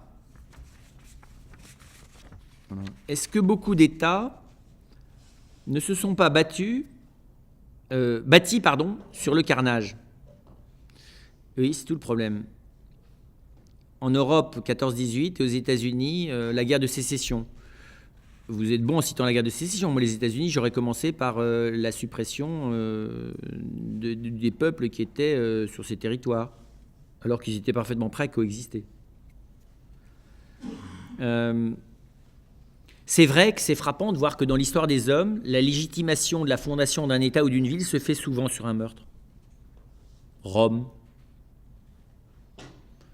Mais effectivement, alors on peut le prendre dans l'autre sens aussi, hein. Certains vous diront, mais c'est dans les moments de guerre que se constitue l'identité nationale. Par exemple, l'Australie. L'Australie vous dira que son identité nationale est née à 14-18 en allant se battre sur la Somme. Enfin, pas sur la Somme d'ailleurs, c'est plus dans l'Oise. Il y a une ville là-bas où sont morts beaucoup d'Australiens. Et ils vous disent l'identité nationale est née là. Dans la mort commune, partagée, pour la liberté d'un pays qui était à l'autre bout du monde et qu'on venait défendre. En tout cas, on ne peut pas légitimer un État, une culture, une organisation sociale et politique sur une violence fondatrice. C'est exactement ce que Jésus vient d'énoncer. Si l'Église est fondée sur le mystère de l'agneau, c'est pour qu'elle ne le soit jamais sur une violence fondatrice commise par les hommes. Enfin, vous voyez. L'Église a été tentée par moments de faire la même chose, de désigner un bouc émissaire et de légitimer, vous voyez, c'est comme toujours, enfin, c'est des vieux mécanismes humains. Pour montrer qu'on est le sauveur, il suffit de montrer qu'on est menacé.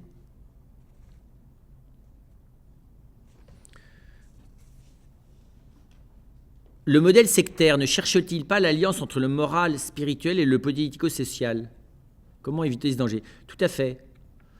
C'est vrai que le modèle sectaire, c'est de... comment dire ça? C'est que le politico-social devient l'essentiel du moral. Vous voyez, l'éthique, elle est collective. C'est ça la secte. Parce que je ne peux pas exister sans les autres, qui pensent comme moi.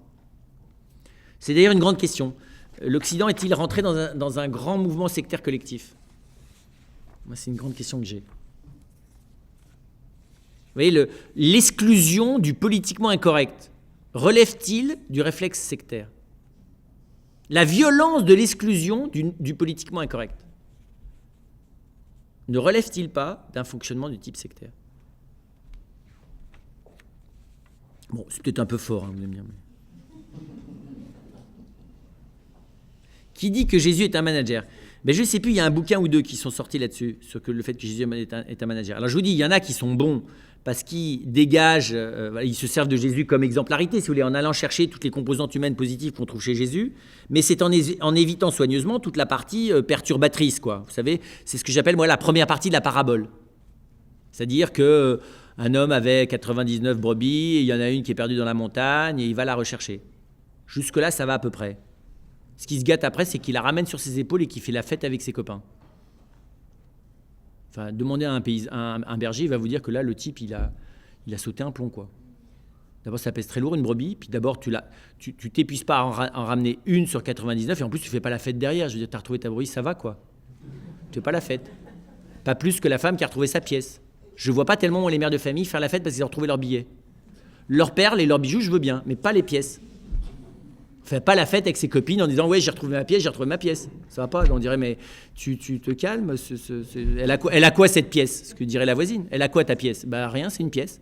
Mais je l'avais perdue, je l'ai retrouvée. Quand même, et Jésus qui dit « Bah vous voyez, les anges se réjouissent parce que... » Enfin, on va dire « Mais attends Seigneur, tu ne pourrais pas trouver des exemples meilleurs, quoi. » Le fils prodigue, enfin tout. Vous les prenez tous. Et vous voyez que la première partie de la parabole est édifiante, mais vers la fin, on ne comprend plus rien. C'est vrai, le fils prodigue aussi. Il ne fallait pas en rajouter non plus. Vous voyez, il revient, vous n'êtes pas obligé, alors que, je ne sais pas, il était avec les cochons. Enfin, il ne s'est pas nécessairement nettoyé avant d'arriver chez son père. Vous ne lui mettez pas la robe de noces, l'agneau à la main, la bague à la main, et vous faites la fête. Enfin, il ne faut pas exagérer non plus. Ce n'est pas étonnant que l'aîné dise, attends, quand même, tu vois, la réintégration de celui qui a dilapidé ton argent, tu fais ça de manière discrète. Donc je vous dis, on peut choisir la première partie, elle est toujours édifiante.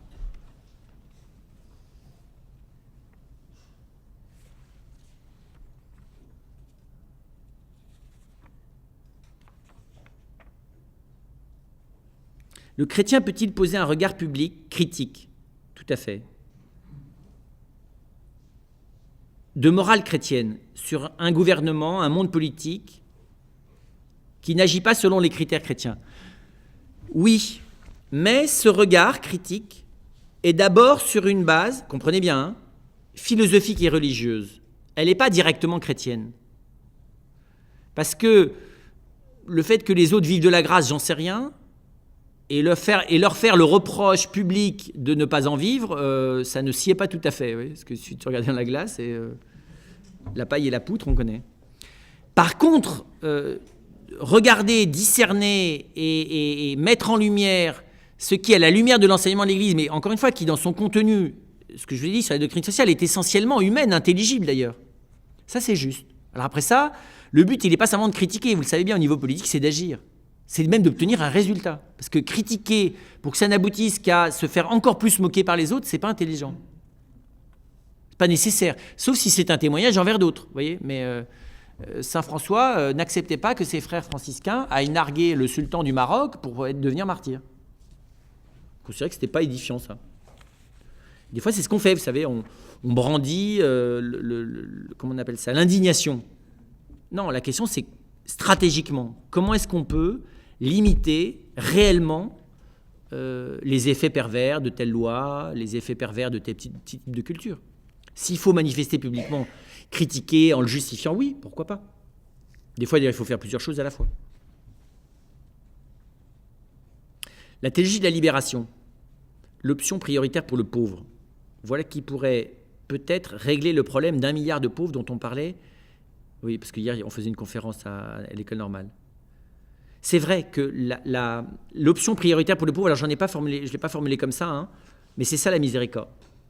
Pourquoi est-ce que le pauvre, il est prioritaire pour moi ?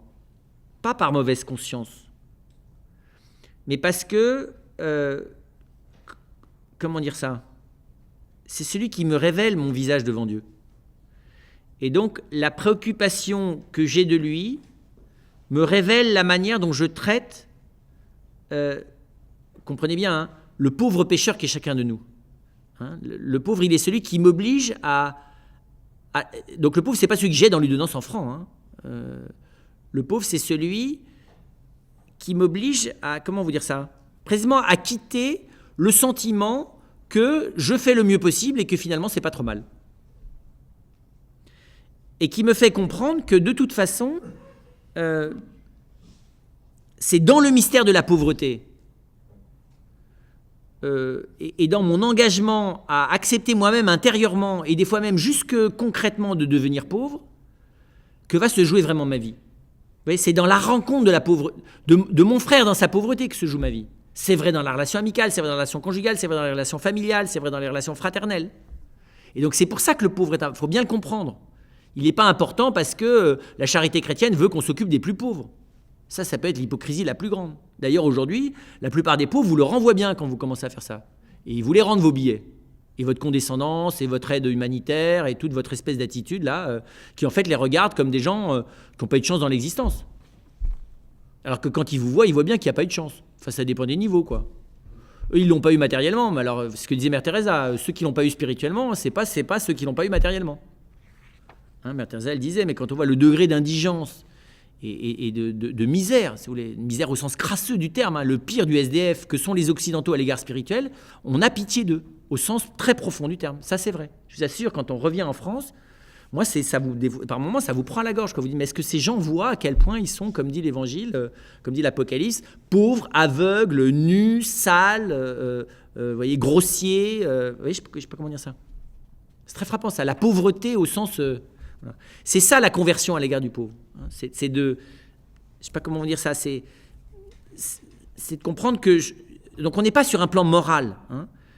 C'est que là où mon frère a besoin de moi, alors commence la vraie rencontre. Parce que moi, du coup, j'ai à découvrir comment j'ai besoin de lui. Je sais pas comment expliquer ça. Vous voyez, le pauvre, il n'est pas à aider. Le pauvre, il est à accueillir comme le sauveur. Ça met du temps. Que notre vieux réflexe là. Et là, on comprend bien que Jésus dise la richesse est un obstacle. C'est pas un obstacle pour pratiquer la générosité, la richesse. C'est pas un obstacle pour faire du bien aux autres. Au contraire, ça le permet. Mais c'est un obstacle parce que dans la rencontre du pauvre, il faut la quitter. Et que je l'ai, ça pèse dans le choix de ne pas aller vers le pauvre. Vous voyez, je ne sais pas comment dire ça.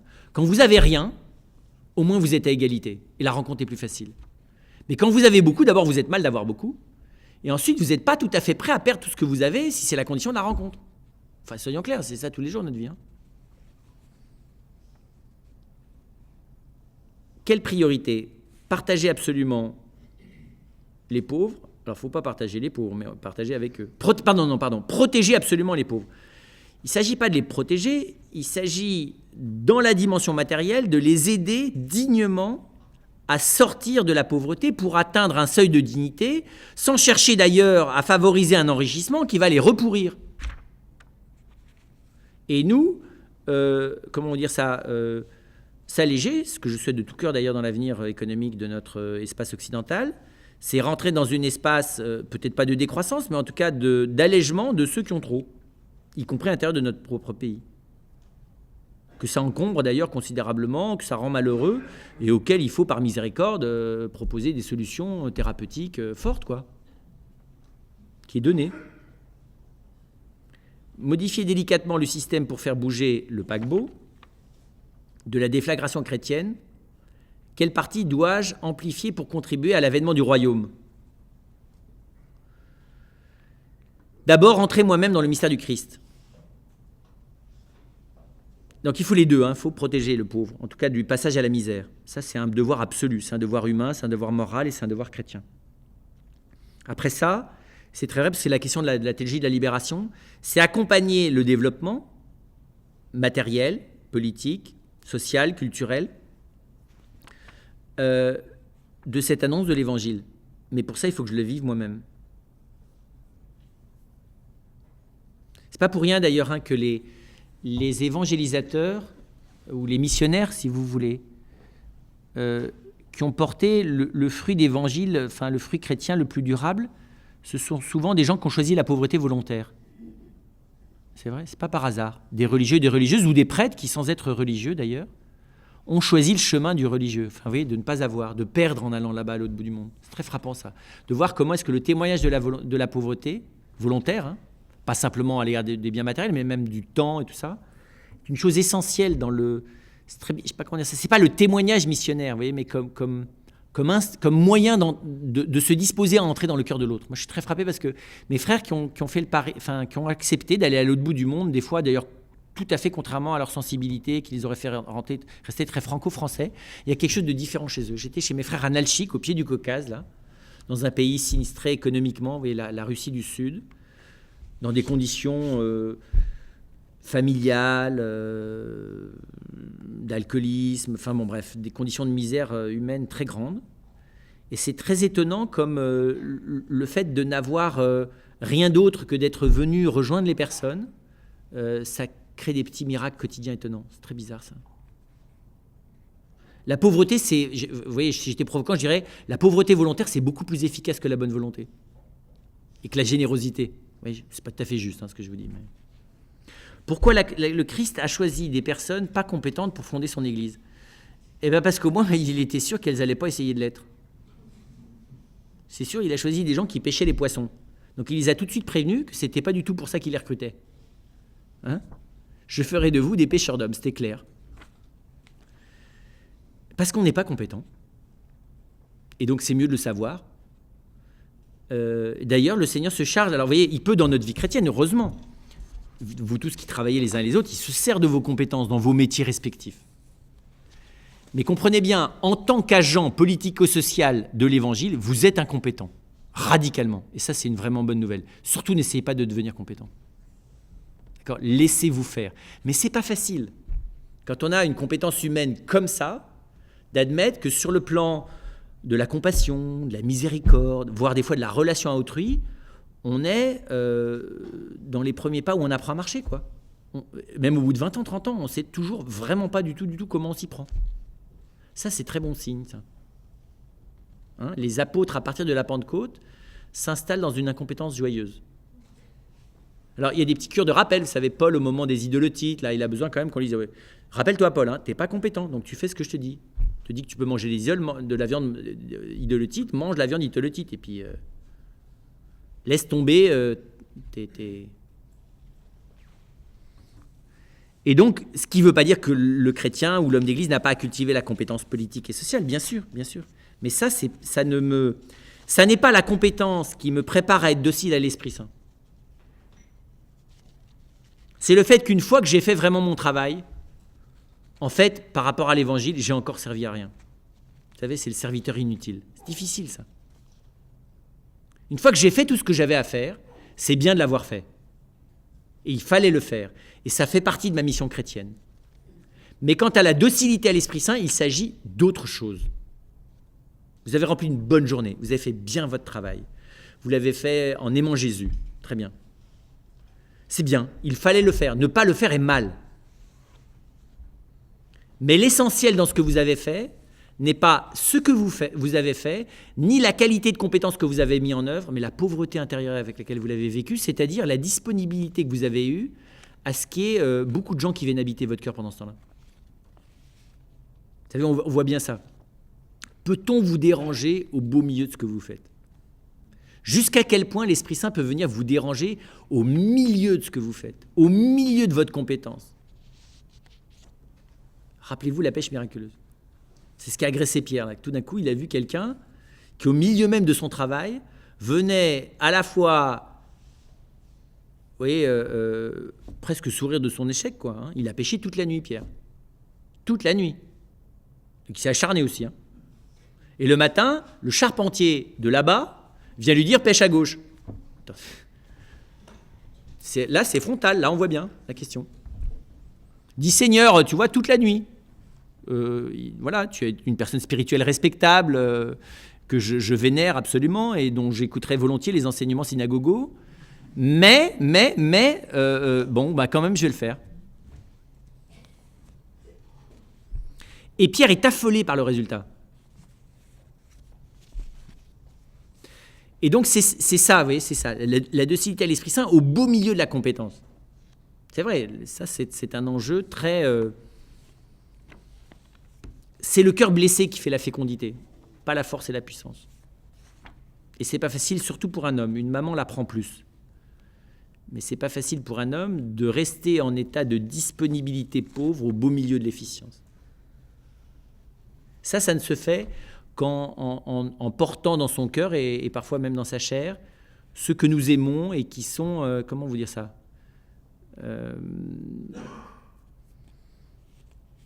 et qui nous sortent de l'efficacité, quoi, qui ont besoin de notre cœur, pas de nos forces.